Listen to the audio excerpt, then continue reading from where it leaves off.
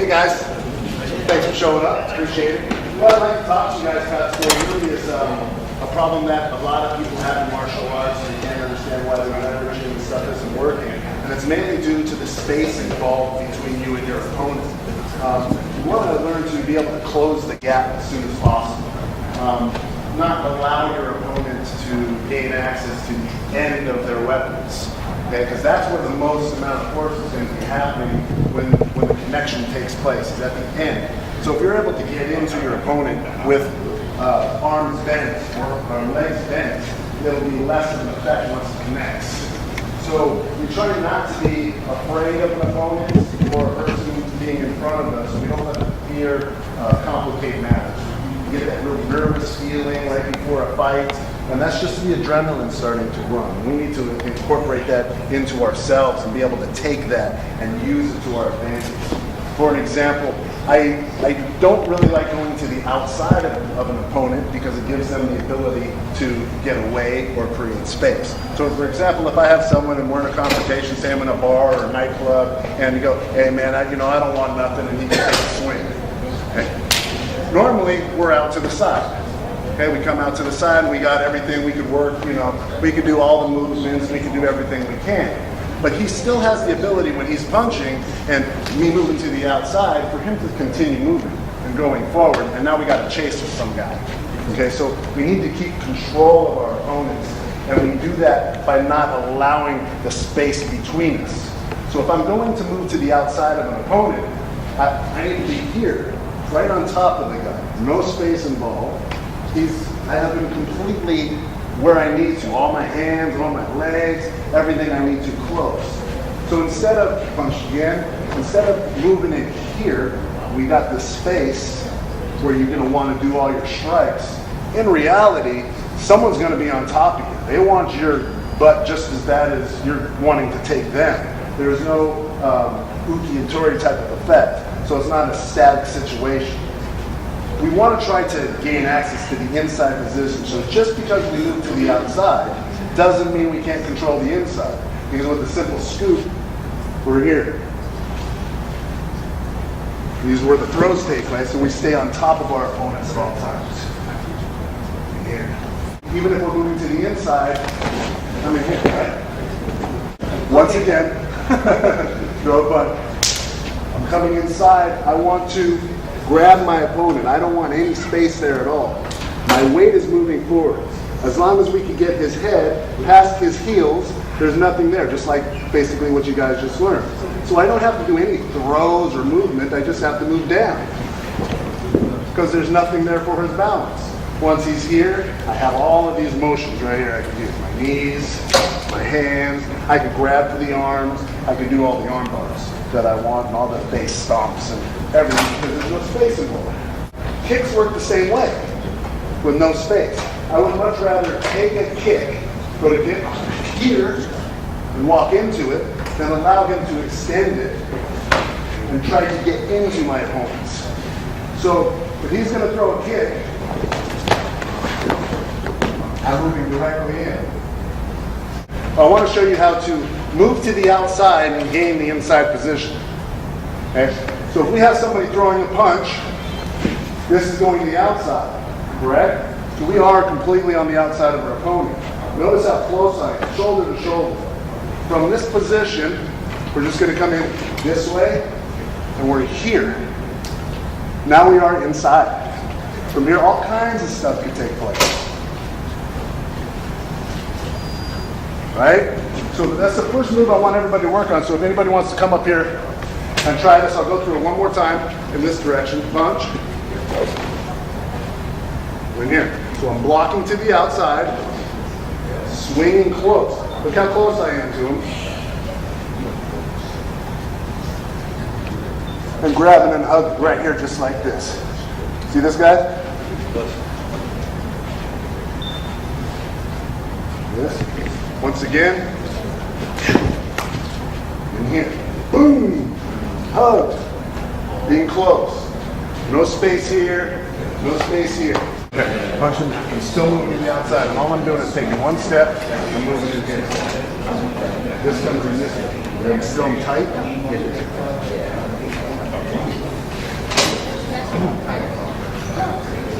See like that? So now I'm completely to the outside. This arm stays right next to me. Just like this. Notice how I didn't do this punch. Okay, let me go back. I'm going in. I'm letting it pass. Now he has lots of weapons he could use in this space to hurt me. Regardless if I'm here or not, or even here. He can still throw punches, grab his knife, grab his gun, step back a little bit. So what I want to do is stay close to my opponent. Remember, he's punching. I'm right in here, right on top of him. Put chest to chest. Right, my whole body is covering. You feel that? I mean, there's no way that this guy can come here. What do you feel like is going to happen? Even if you try to hit?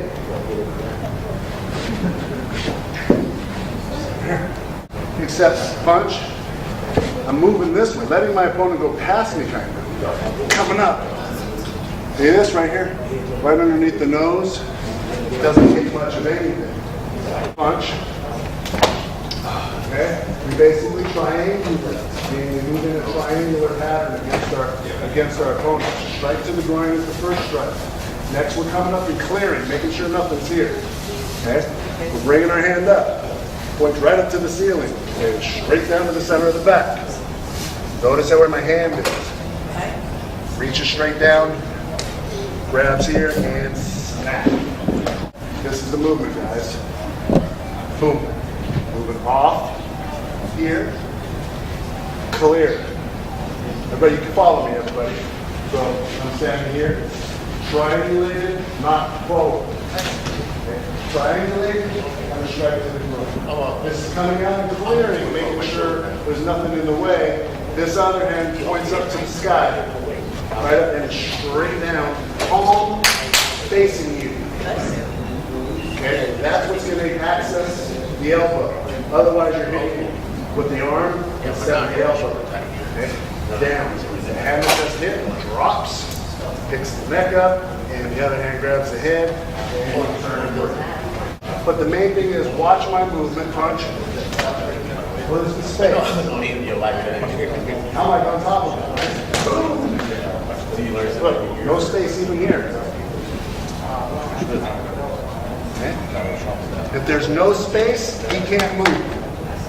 If I'm doing stuff from here, he's got elbows, he's got swings, he's got hits, many things he can do. Punch. Bop. Look, it's here.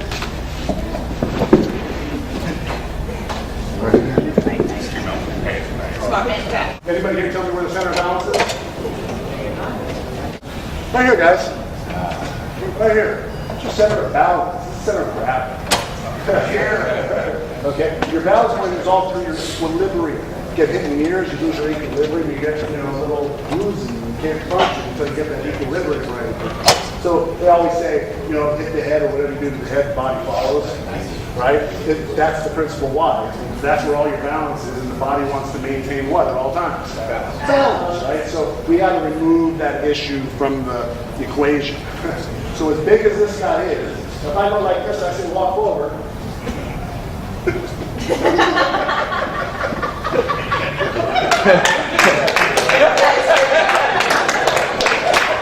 No effort at all.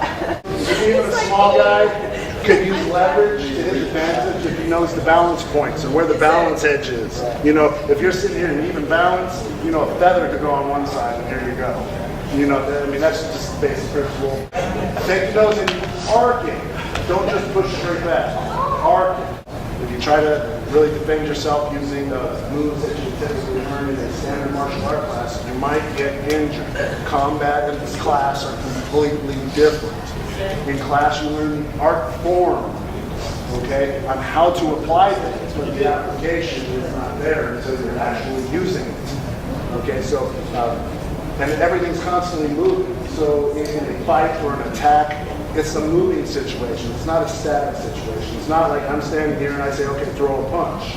You don't know where that punch is coming from. So to think about blocking a punch is almost ridiculous. First of all, you don't know where it's coming from. And if your hands are down, to get them back up to here by the time the punch comes is most likely going to be a little late, especially if you don't know what's coming to begin with. So we like working our angles of attack and evasion to be as close to the body as possible to allow them not to use the weapons at hand. Okay? But we avoid the actual ouch factor, okay, by staying close. If I'm on top of somebody, even this close, he can hit me all he wants. Yeah, it might hurt a little bit, you know, I might feel some compression, but he's really causing no effect, okay, because his range is here. So if I'm here, he can't do much damage. He might hurt me, might blacken my eye, possibly knock me out. You know, anything can be done. There's specific points on the body that you can hit, you know, but you have pressure point fighting and trigger point fighting and, you know, jiu-jitsu teaches you to one-hit knockouts and stuff like that. That's great, remember, in a static situation. Most of the time, it's going to be, you're going to be fighting, you're going to be wrestling, you're going to be moving. So just remember, angle out. Use the groin because that's going to bow your opponent. Use the elbow. That's going to drop him to his knees. Use the balance point. Throw him off balance. You know, try to work all these areas and remember the back of the heel. Get that head behind the heels. You know, pay attention. Look at your opponent. When you're fighting him, look how he's standing. He's got, even if he's standing like this, that's way off. Okay? Even if he's standing like this, are you going to come straight at me? No, you're going to hit me like this direction, at this angle. Right, so you got to keep an eye on where his feet are, where his foot is, line, put that line up and take him back on that. That's where the head goes back to. Nothing's there. Thank you guys very much.